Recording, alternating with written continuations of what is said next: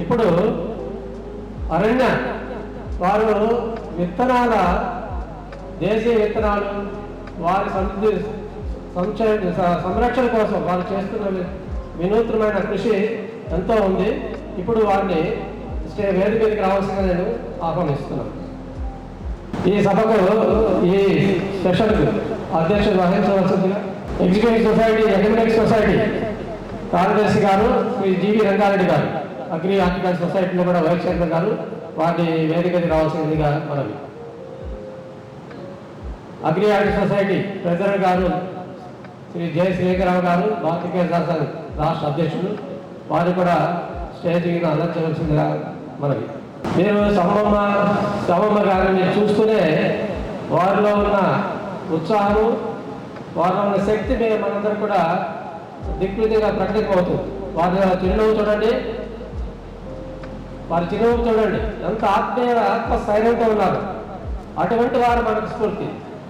వారే దేశానికి కూడా రాబోయే కాలంలో స్ఫూర్తి అవుతారు. వ్యవసాయాన్ని పెద్ద పండగ, పెద్ద గౌరవమైన వృత్తిగా చేసేదానికి మీరందరూ కూడా వారి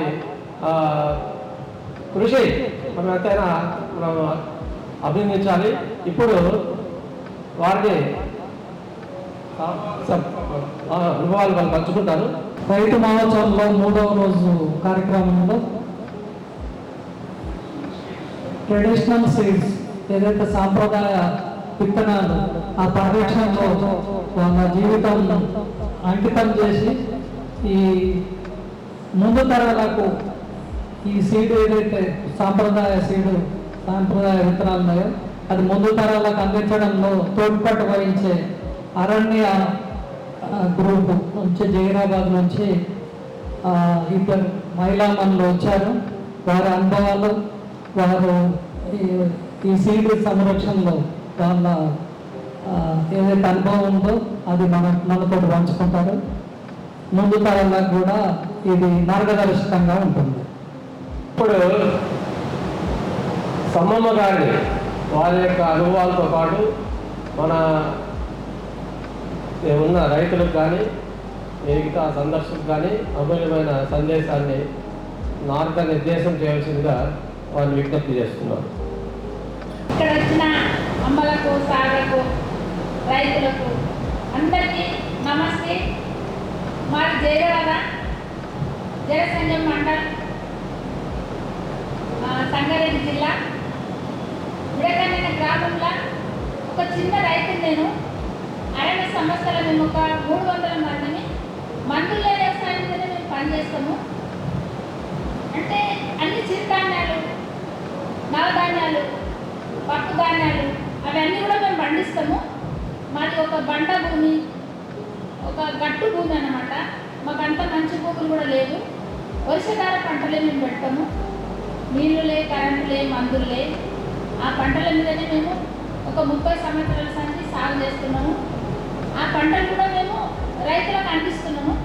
హైదరాబాద్ కూడా ఒక 300 కుటుంబాలకు నెలకు మా దగ్గరకు వచ్చి తీసుకొస్తున్నారు. పప్పులు కానివ్వండి, బియ్యము, పిండి, కారము, పసుపు, అల్లము, ఎల్లిగడ్డ అట్లాంటివి కూడా అందిస్తున్నాము. తర్వాత మా దగ్గర ఉన్న విత్తనాలు కూడా చెట్లే కానివ్వండి, కూరగాయలే కానివ్వండి, అన్నవి రొట్టెలకు వచ్చేటి అట్లాంటివి కూడా మేము విత్తనాలు కూడా అందించగలుగుతున్నాము.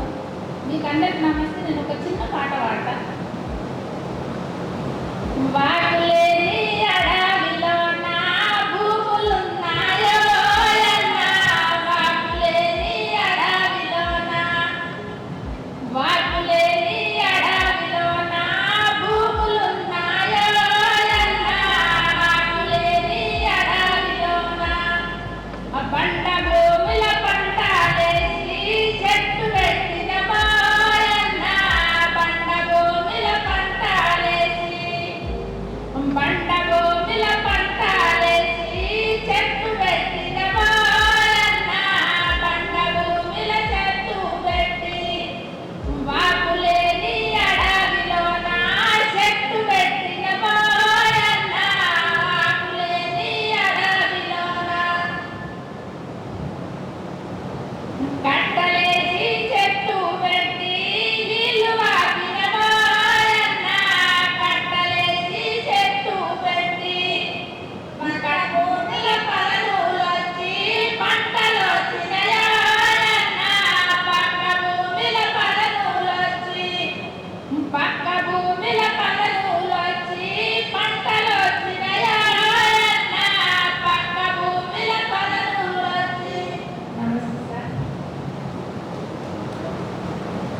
శాంతమ్మ గారు కూడా కొన్ని మాటలు మాట్లాడాల్సిన నమస్పూర్వకంగా విజ్ఞప్తి చేస్తున్నాను.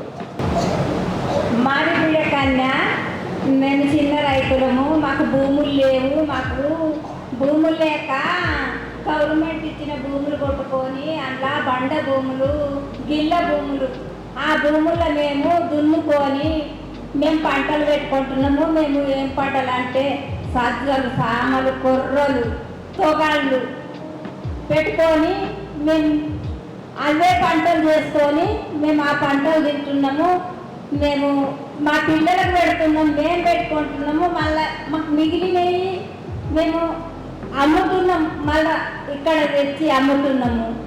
మేము ఇట్లా కూడా బతుకుతున్నాం. మేము చిన్న రైతులము, మాది మేము ఇట్లా పంటలు చేసుకొని బతుకుతున్నాం సార్. మీకు నమస్తే. ఇప్పుడు అరణ్య ఒక సంస్థ ద్వారా సాంబమ్మ గారు, శాంతమ్మ గారు, వారి మీ వయసు ఎంత? సాంబమ్మ గారు 60, వారికి కనీసం 70 ఉంటుంది. అంటే ఈ వయసులో కూడా వారు దేశీ విత్తనాలు, కందులు ఎన్ని విత్తనాలు? 2 రకాలు ఉన్నాయి. 30 రకాల కందులు ఎవరికైనా తెలుసా? తూర్ల కందులు ఎన్ని రకాలు ఉంటాయి? కందిపప్పు, కాండూరు తెలుసు, ఇంకొకటి తెలుసు. వీరి దగ్గర 30 రకాల కంది విత్తనాలు ఉన్నాయి. అంటే అనేక పంటల్లో విత్తనాలను ఒక దైవ భక్తితో సంరక్షించుకుంటూ వాటిని ఈ వయసులో వచ్చి ఎండలో ఉండి సాలు గురువులు తిరిగి చేసే వాళ్ళకి అవసరం లేదు. అయినా కూడా వాటి మీద ఉన్న శ్రద్ధతో, వ్యవసాయం ఉన్న మక్కువతో, దేశ పరిరక్షణ కోసం వారు చేసే కృషికి మనం ఎంతో ధన్యవాదాలు తెలపాలి. వారికి పాదాలను పొందడము, వారి ఇదే కృషిని మీరు కొనసాగించాలి. మీకు తగిన తోడ్పాటు ఇవ్వడానికి అందరూ కూడా ఉత్సాహంగా యువకులు కూడా ముందుకు వస్తారు. ధన్యవాదాలు.